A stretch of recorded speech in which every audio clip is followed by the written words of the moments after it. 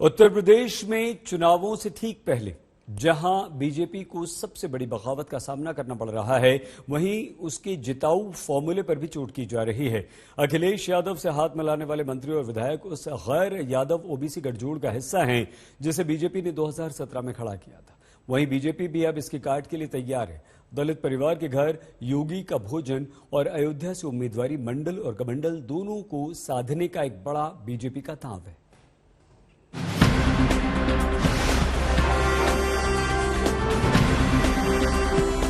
उत्तर प्रदेश में बीजेपी से बगावत कर अखिलेश यादव से हाथ मिलाने वालों ने दलितों और ओबीसी के हक में आवाज बुलंद की, तो बीजेपी ने भी ओबीसी वोट बैंक के अपने जिताऊ फॉर्मूले को धार देने शुरू कर दी।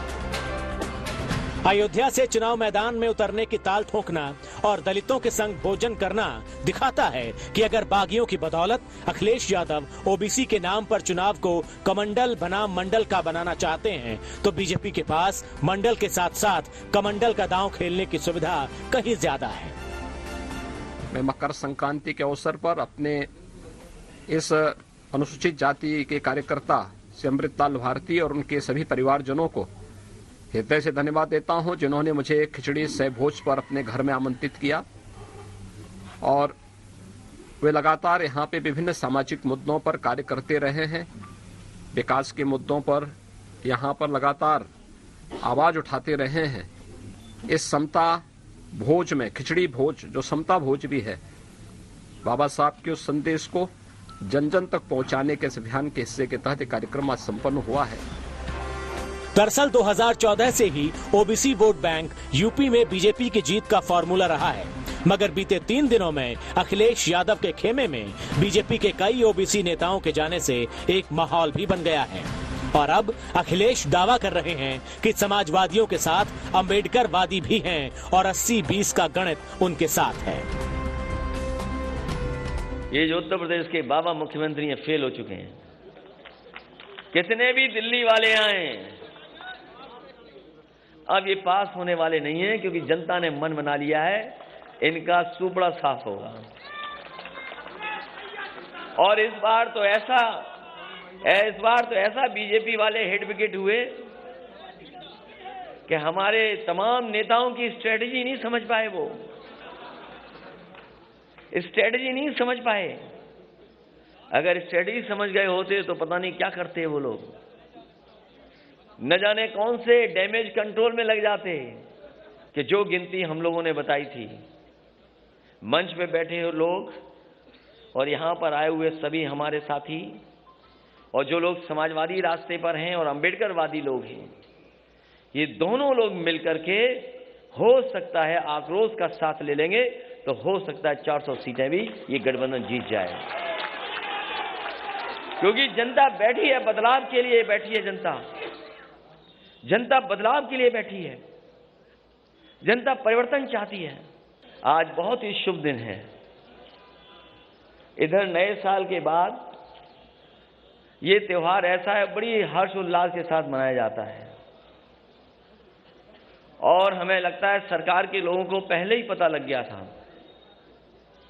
कि यहां पर स्वामी प्रसाद मौर्य जी के साथ, धर्मपाल सैनी जी के साथ, धर्म सिंह सैनी जी के साथ बड़ी संख्या में लोग आ रहे होंगे। हमारे मुख्यमंत्री पहले ही गोरखपुर चले गए। 2017 में बीएसपी से बीजेपी में आए स्वामी प्रसाद मौर्य अपने साथ ऐसे कई विधायकों को लेकर आए जो गैर यादव ओबीसी जातियों से हैं। गैर यादव ओबीसी वोट कभी एक मुश्त किसी की झोली में नहीं गए, मगर 2017 में स्वामी प्रसाद मौर्य, दारा सिंह चौहान, धर्म सिंह सैनी जैसे नेताओं की मदद से बीजेपी ने उन्हें अपने पक्ष में किया। यही नेता अब खेमा बदलकर अखिलेश के साथ जा मिले हैं और उसी बीजेपी को कोस रहे हैं जिसके साथ 5 साल तक सत्ता में रहे। भारतीय जनता पार्टी के कुछ लोग कहते हैं कि 5 साल तक क्यों नहीं इस्तीफा दिया, और साथ ही साथ कुछ बददिमाग लोग ये भी कहते हैं कि बेटे की चक्कर में भाजपा छोड़ा।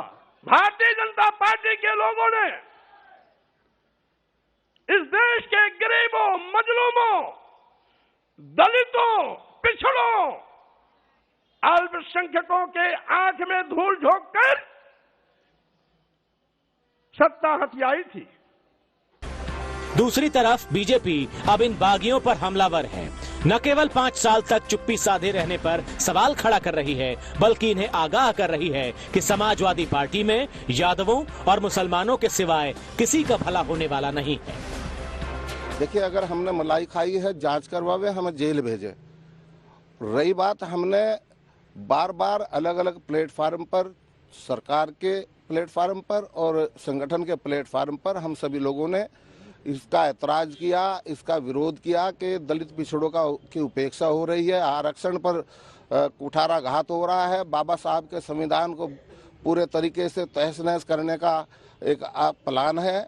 इससे रोकिएगा, नहीं तो ये पिछड़ा और दलित वर्ग के लोग पार्टी छोड़ने को मजबूर होंगे। हमने बार बार कहा, नहीं किसी ने सुनी। आज सही प्लेटफार्म है, सही समय है, सरकार बदलने का समय है। उत्तर प्रदेश से हम आगाज कर रहे हैं सरकार बदलने का, 24 में हम केंद्र में बदलेंगे। ये दलित और पिछड़ों की आवाज है। हम ओबीसी और दलित के कारण यहाँ पे उनकी उपेक्षाएं हुई हैं इन लोग समाज की, इसलिए हम उनको छोड़ के बीजेपी को जा रहे हैं और इस गठबंधन जा रहे हैं। मगर भाई, 5 साल तो मलाई तुम खा रहे थे, 5 साल आपको कोई याद नहीं आई। कैबिनेट की जो कमेटियां बैठी थी उसमें आपने कभी आवाज नहीं उठाई। एक दफे बता दें कि आपने उसका विरोध किया।